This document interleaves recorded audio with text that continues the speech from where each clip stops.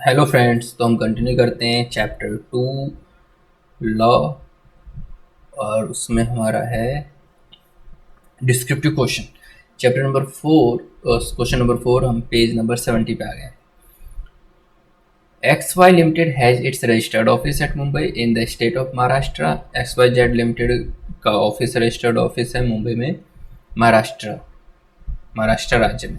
For better administrative conveniences the company wants to shift its registered office from Mumbai to Pune.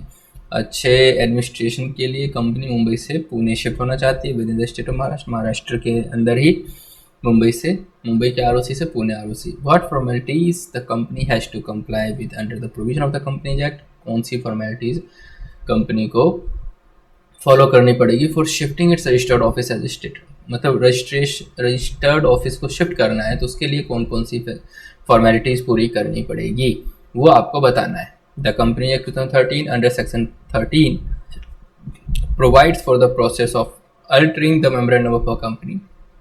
उन्होंने पूरा process बताया हुआ है कि कैसे अल्टर किया जाएगा। सिंस द लोकेशन और registered office clause in the memorandum only names the state in which it's registered office situated, क्योंकि जो रजिस्टर्ड ऑफिस का जो लोकेशन है उसमें सिर्फ मेमोरेंडम में सिर्फ स्टेट लिखा हुआ है।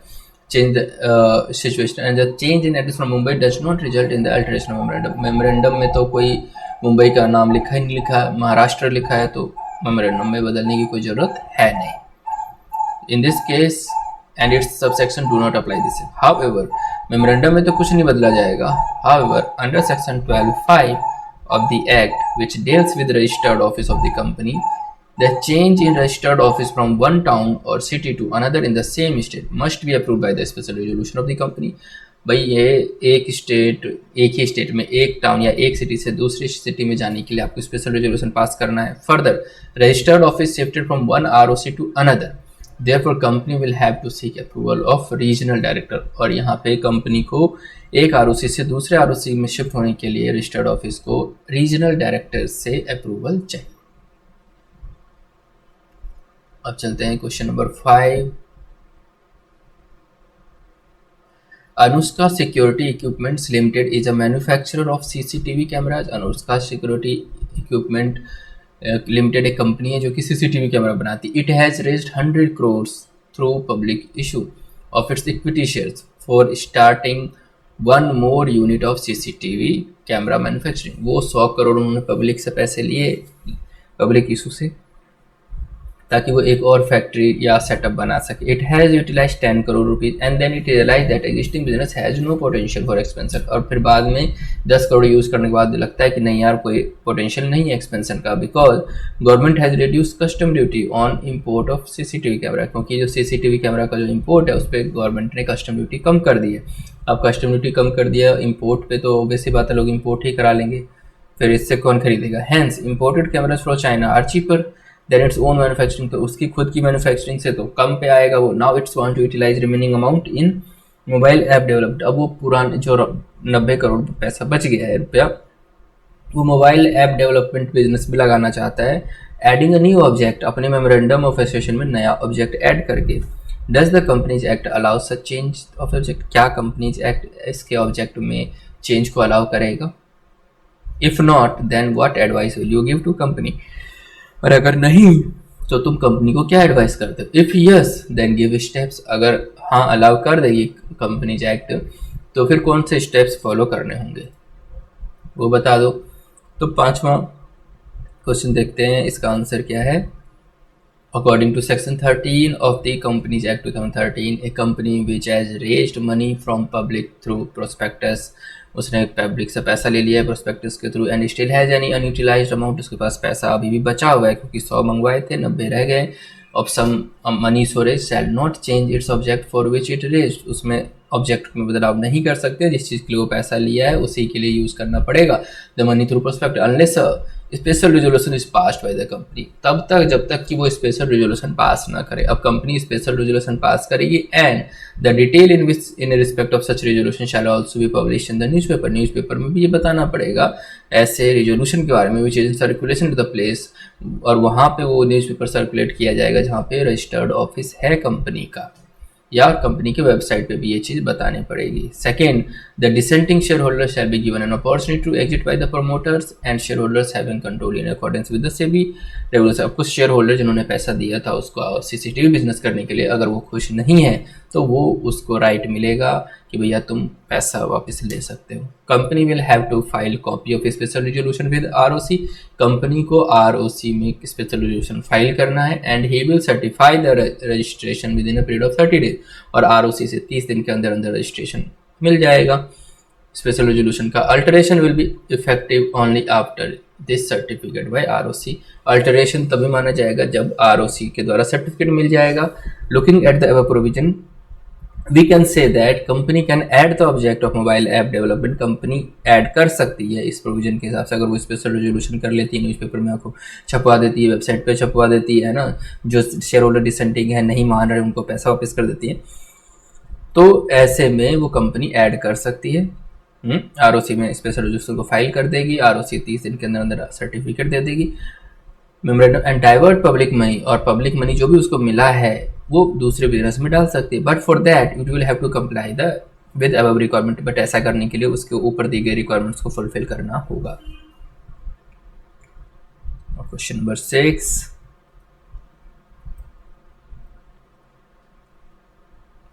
The object clause of the memorandum of Vivek Industries Limited. Vivek Industries Limited के ऑब्जेक्ट क्लॉज में, मेमोरेंडम के ऑब्जेक्ट क्लॉज में, empowers it to carry on real estate business. उसमें लिखा हुआ है कि भाई वो रियल इस्टेट बिजनेस कर सकता है and any other business that is allied to it due to a downward trend in real estate business. Real estate business में डाउनफॉल चल रहा है। The management of the company has decided to take up the business of food processing activity. अब management चाहती है वो food processing activity में करे, बिजनेस करे।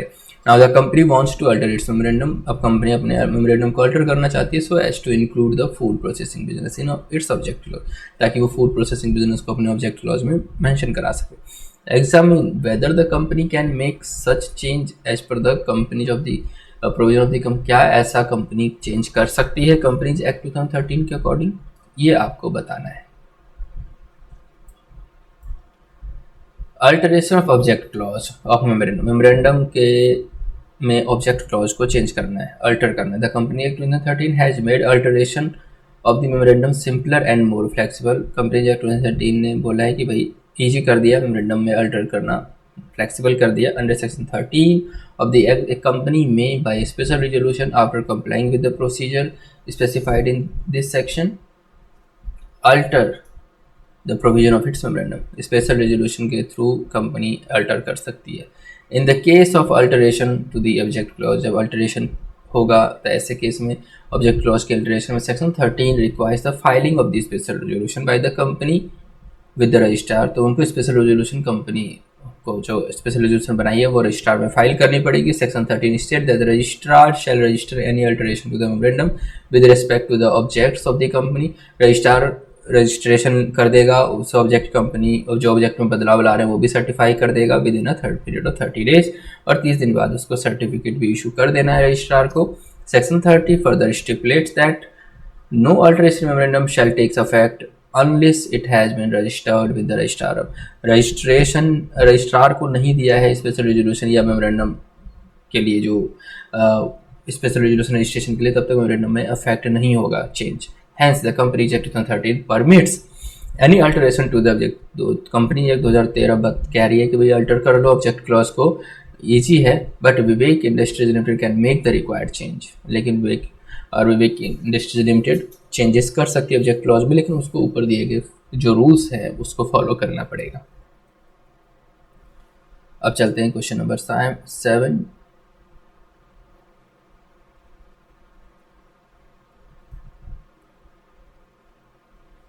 The person not being members dealing with the company are always protected by the doctrine of indoor management। जब person जो company के साथ डील करते हैं, मेंबर्स को छोड़ के, शेयर्स होल्डर होते हैं मेंबर्स, उनको डायरेक्टर्स मेंबर्स हो सकते हैं, उसको छोड़ के डीलिंग आर ऑलवेज प्रोटेक्टेड, वो प्रोटेक्ट किए जाते हैं डॉक्ट्रिन ऑफ इंडोर मैनेजमेंट। मतलब कि अगर मैनेजमेंट ने कोई गलती कर दी है और कंपनी को नुकसान हो रही है तो फिर ऐसे बाहर के लोगों का तो नुकसान हो जाएगा। तो वो कह रहे हैं कि इसको डॉक्ट्रिन ऑफ इंडोर मैनेजमेंट से सपोर्ट किया जाता है, प्रोटेक्ट किया जाता है। ताकि इसमें बता सके कि कौन सा मैनेजर या कौन सा ऑफिसर डिफॉल्ट है। Explain, also explain when doctrine of constructive notice will apply, और ये भी बताइए कि कब doctrine of constructive notice apply होता है। Doctrine of indoor management. Now according to this doctrine, इस डॉक्ट्रिन के according person dealing with the company need not inquire whether internal proceeding related to the contracts are followed correctly once they are satisfied that the transaction is in accordance with the memorandum and article। वही अगर उसने सामने वाले ने देख लिया कि memorandum और आर्टिकल के हिसाब से कॉन्ट्रैक्ट ठीक है, एग्रीमेंट ठीक है, तो भी ठीक है, उसको इंटरनल से क्या लेना देना है। कंपनी का पब्लिक डॉक्यूमेंट आर्टिकल मेमोरेंडम है, उसके हिसाब से एग्रीमेंट होनी चाहिए। Now stake holders need not inquire whether the necessary meeting was convened and held properly और whether necessary resolution was passed properly, they are entitled to take it for granted that the company had gone through all these procedure regularly। तो stake holders को ये भी inquire करने की जरूरत नहीं है कि भाई मीटिंग अच्छे से हुई नहीं हुई, अच्छे से रेजोल्यूशन पास हुआ नहीं हुआ। भाई उनको तो ये पता है कि भाई कंपनी ने कॉन्ट्रैक्ट किया है, कंपनी के साथ उसका एग्रीमेंट हो गया है। इंटरनल मैटर में जाने की इसको क्या जरूरत है। Now the doctrine of indoor management. अब doctrine of indoor management is opposite to the doctrine of constructive notice. Doctrine of constructive notice का अपोजिट है doctrine of indoor management, whereas doctrine of constructive notice protects the company against outsider. जो doctrine of constructive notice है वो बाहर के लोगों से company को बचाती है। बाहर के लोगों को बोलते भाई अंदर झांकने की जरूरत नहीं है, कंपनी का जो मेमोरेंडम आर्टिकल है उस तक सीमित रहो और देखो वैसे ही कंपनी काम कर रही है।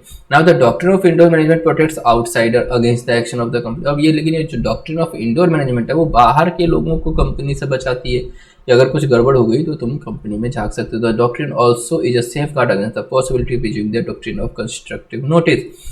अब ये जो डॉक्ट्रिन है एक तरीके से ये भी बताती है कि जो डॉक्ट्रिन ऑफ कंस्ट्रक्टिव नोटिस है जिसमें बाहर के लोगों से कंपनी को बचाती है, ऐसे में कंपनी कुछ गलत भी कर सकती है। इसीलिए जो दूसरा डॉक्ट्रिन है डॉक्ट्रिन ऑफ इंडोर मैनेजमेंट वो आउटसाइडर्स के लिए सेफ गार्ड भी है।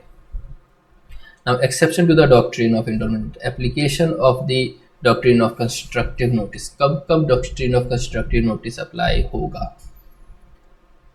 Knowledge of irregular, in case of an outsider has actual knowledge of irregularity within the company, the benefit under the rule of indoor management would no longer be available. In fact, he or she may will be considered part of irregularity। अगर outsider को पता है कि ऐसा कुछ हो रहा है और वो फिर भी इन्वॉल्व हो रहा है तो ऐसे केस में वो डॉक्ट्रिन ऑफ इंडोर मैनेजमेंट वाली जो डॉक्ट्रिन ऑफ इंडोर वाली बात है वो उसको सेफ नहीं कर सकती है। Negligence, if with the minimum effort the irregularities within a company could be discovered, the benefit of the rule of indoor management would not apply।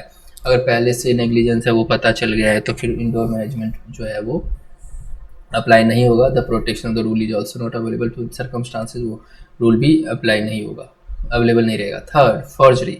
The rule does not apply where a person relies upon a document that turns out to be false since nothing can validate forgery.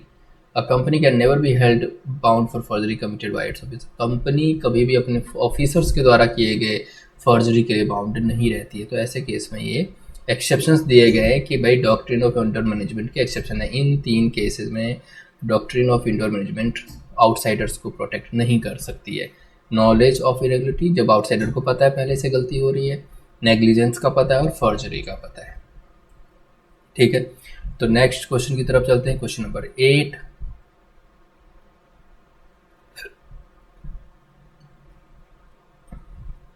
Question number 8 से करते हैं next video में, नहीं तो ये video थोड़ा लंबा हो जाएगा। तो दोस्तों मिलते हैं नेक्स्ट लेक्चर में, तब तक के लिए बाय बाय, टेक केयर।